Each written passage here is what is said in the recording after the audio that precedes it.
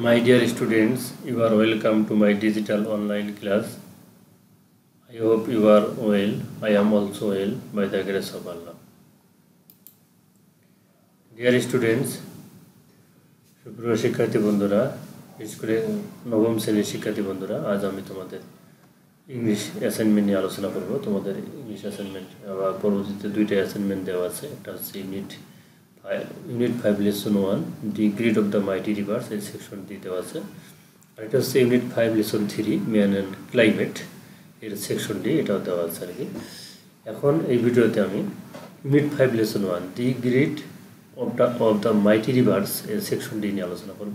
পরবর্তী আর একটা ভিডিওতে অন্য unit 5 lesson 3 man and climate এর সেকশন ডি এটি আলোচনা করব। আশা করি আলোচনাটি অনেক ভালো লাগবে। তোমরা হয়তো মনে করতে পারো অ্যাসাইনমেন্ট তো আমরা ইউটিউবে সার্চ দিলেই পেতে পারি, তা অবশ্য সঠিক, কিন্তু তোমরা জানো যে তোমাদের অ্যাসাইনমেন্টটা কিন্তু মূল্যায়ন করা হবে, এবং মূল্যায়নের ক্ষেত্রে তোমরা জানো যে এই ক্ষেত্রে 4টা গ্রেডিং সিস্টেম আছে। একটা হচ্ছে অতি উত্তম, তারপর হচ্ছে উত্তম, তারপর হচ্ছে ভালো, তারপর হচ্ছে অগ্রগতি প্রয়োজন। তা তোমাদের অ্যাসাইনমেন্টটা করার পর অবশ্যই তোমাদের অ্যাসাইনমেন্ট থেকে ভালো গ্রেডটা অথবা উত্তম, অতি উত্তম এই গ্রেডটি তোমাদের পাওয়া উচিত, এটা তোমাদের কাম্য। তাই আমি আশা রাখি যদি তোমরা আমার ভিডিওটাকে ফলো করে এভাবে লেখো, কারণ আমি অ্যাসাইনমেন্ট শুধু লিখলে হবে না, অ্যাসাইনমেন্টটা কীভাবে লিখতে হবে সেটি আমি আলোচনা করব। সেটি নিয়ে এখানে সেভাবে আমি এখানে মানে ভিডিওটি তৈরি করেছি। অতএব তোমরা আমার এই ভিডিওটি ফলো করে যদি অ্যাসাইনমেন্টটা তৈরি করো, তাহলে তোমরা গ্রেডিংয়ের ক্ষেত্রে অতি উত্তম গ্রেড পাবে, এটা ইনশাল্লাহ আশা করা যায় আর কি। তাহলে শুরু করা যাক। ডিয়ার স্টুডেন্টস, তোমাদের unit 5 lesson 1 the grid of the mighty reverse এর সেকশন ডি যে প্রশ্নটি দেওয়া আছে, যে কোশ্চেনটি দেওয়া আছে, সেটা হচ্ছে এখানে দেখানো আছে। সেটা হচ্ছে complete the summary of the Merjan's life with words phrase from the box. এরকম প্রশ্নটা দেওয়া আছে, এবং প্রশ্নের নিচে বক্সে 10টা ওয়ার্ড দেওয়া আছে। এখানে 10টা ফিল ইন দি গ্যাপস আছে, আর এইখানে বোর্ড বইয়ে তোমাদের এটা আছে আর কি। এটা এই প্রশ্নটা এখানে দেখানো হলো, এটা নিয়ে বিস্তারিত বলে আলোচনা করা আছে। এখানে জাস্ট প্রশ্নটা দেখালাম, সেকশন ডিতে যে প্রশ্নটা আছে সেটি আমি এখানে দেখালাম। এইভাবে প্রশ্নটা থাকবে, তোমরা আনসারটা কীভাবে লিখবো এবং এর আনসার কী হবে সেটি আমি আলোচনা করতেছি। আশা করি ভিডিওটি অনেক ভালো লাগবে এবং খুব মনোযোগী শুনবা এবং দেখবে আর কি।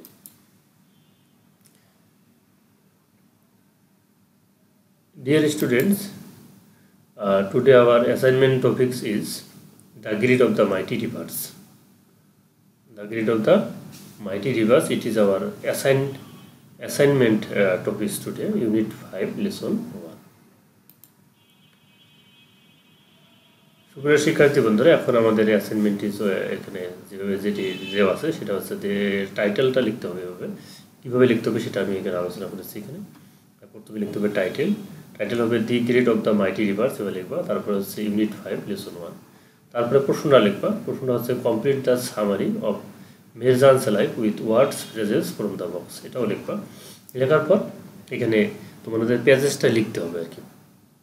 যে প্রশ্নটা দেওয়া আছে এই প্রশ্নটা লিখে এখানে আনসারগুলো লিখবা। এই নাম্বার 1 দিয়ে যে আনসারটা, এখানে আনসারটা লিখবা। আনসারটা আমি এখানে মুখে বলে যাব, এবং এখানে লিখে দেবো না, এখানে মুখে বলে যাব। আর ভিডিওর শেষের দিকে এর আনসারগুলো দেওয়া থাকবে।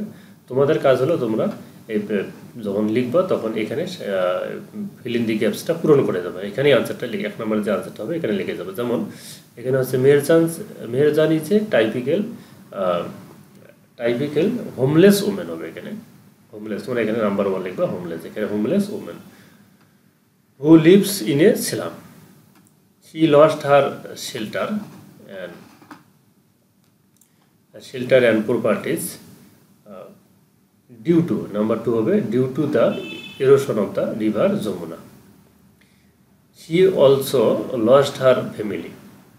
Her husband had died of disease caused by poverty and shortage of food. Number 3 হবে shortage of food. Now she is only a slum dweller. এখানে নাম্বার 4 হবে স্লাম ডুয়েলার। এখানে ফুল স্টপ আছে।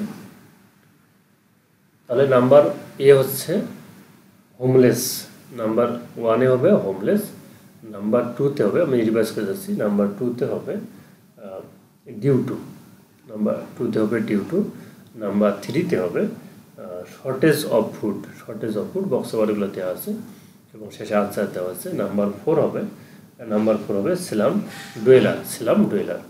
Like Mehrjan there are many people who have become the victims হবে এখানে।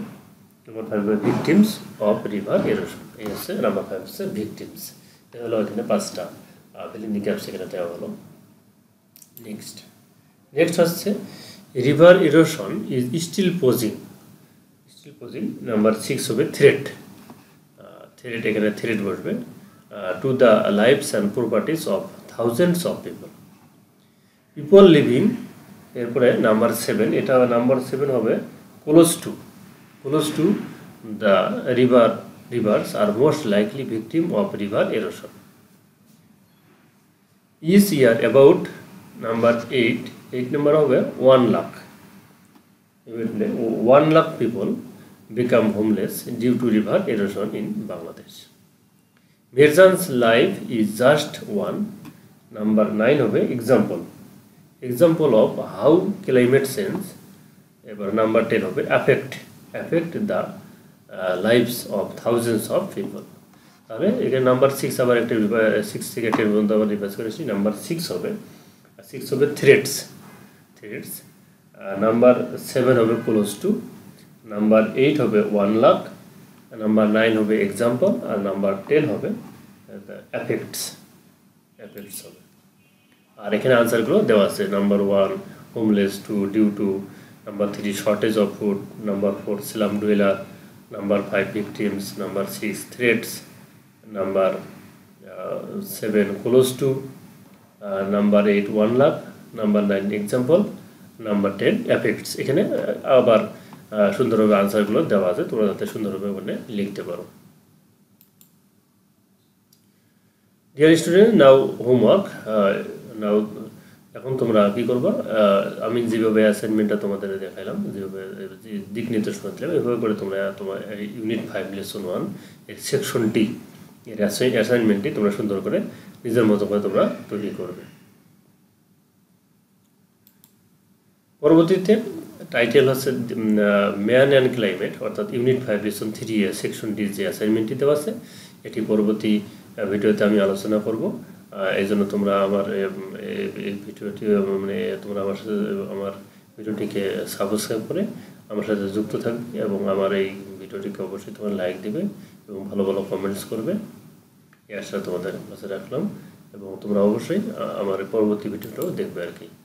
এতক্ষণ তোমরা আমার সাথে থাকার জন্য, আমার এই ভিডিওটি দেখার জন্য তোমাদের অসংখ্য ধন্যবাদ। আশা করি তোমাদের ভিডিওটি অনেক ভালো লেগেছে। পরবর্তী ভিডিওতে তোমাদের সাথে আবার দেখা হবে। সে পর্যন্ত তোমরা সবাই ভালো থাকবে। আমার চ্যানেলকে অবশ্যই সাবস্ক্রাইব করবে। Thank you everybody, good by.